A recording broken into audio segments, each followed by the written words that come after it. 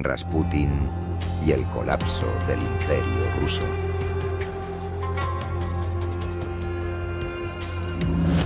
En la historia moderna de Rusia, pocos nombres han generado tanta controversia, especulación y juicio como el de Grigori Rasputin.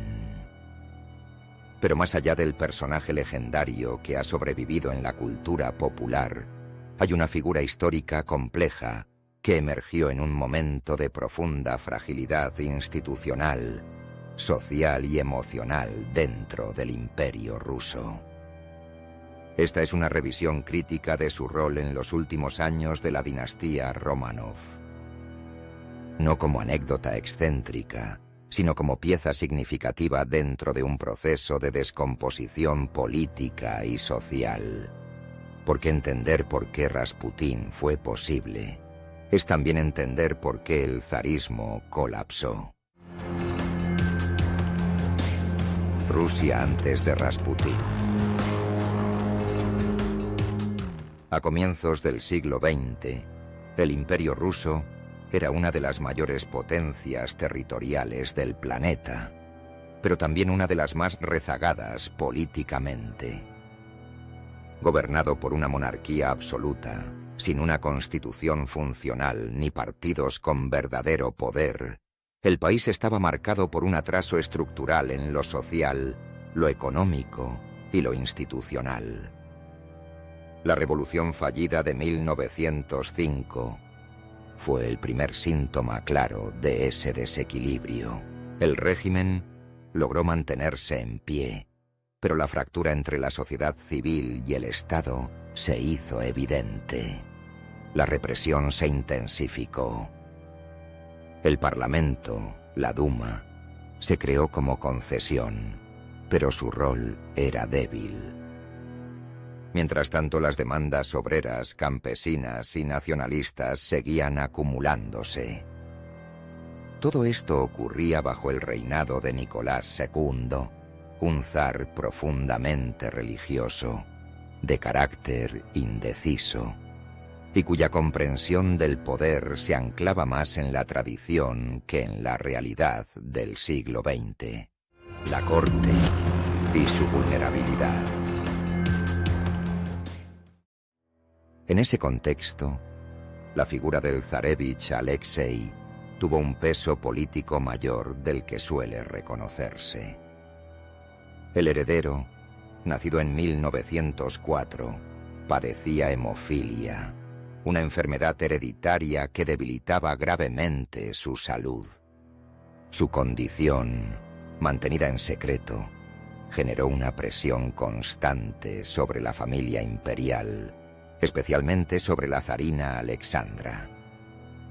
De origen alemán, profundamente devota de la Iglesia ortodoxa y aislada de la vida pública rusa, Alexandra canalizó su ansiedad y desesperación en una búsqueda incesante de consuelo espiritual. Esa necesidad, emocional y simbólica, sentó las condiciones para la entrada de Rasputín en la corte. ¿Quién era Rasputín? Grigori Yefimovich Rasputín nació en 1869 en un pueblo rural de Siberia Occidental. No fue un académico ni un teólogo. Su formación fue informal, marginal incluso, influida por prácticas populares y creencias místicas. Adoptó la figura del Stranik, el peregrino religioso que recorría iglesias y comunidades, predicando una forma de espiritualidad directa y emocional. Su carisma personal, su habilidad para conectar con ciertos sectores religiosos y su reputación como sanador le abrieron paso hacia círculos de influencia en San Petersburgo. Fue allí donde, en 1907, conoció a la zarina, un encuentro que marcaría el inicio de su influencia política. El poder informal de Rasputín. En una de las crisis médicas del joven Alexei, Rasputín fue llamado al palacio. Tras su intervención, oraciones, indicaciones de reposo y una suspensión de tratamientos médicos tradicionales, el niño mostró signos de mejoría. Este hecho fue interpretado por la zarina como prueba de un don divino. Desde entonces, Rasputín se convirtió en una figura clave en la corte. Aunque nunca ocupó un cargo oficial, su influencia fue tangible. Se le consultaban decisiones, se le pedían recomendaciones para nombramientos ministeriales y se le otorgaba un acceso privilegiado a la familia imperial. Todo esto ocurría mientras su reputación pública se deterioraba. Su vida privada estaba rodeada de escándalos. La figura de Rasputín se volvió un símbolo del deterioro moral y político del régimen. Principio del fin. La Primera Guerra Mundial agravó todos los problemas estructurales del imperio. Rusia entró al conflicto con entusiasmo, pero sin preparación. Las derrotas militares, la crisis de abastecimiento y el colapso logístico afectaron directamente a la población civil. En 1915, Nicolás II tomó una decisión que resultaría crítica: asumir personalmente el mando del ejército en el frente.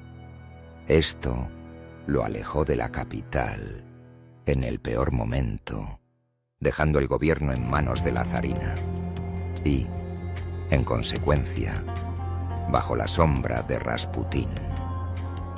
Desde entonces, la percepción pública se deterioró rápidamente.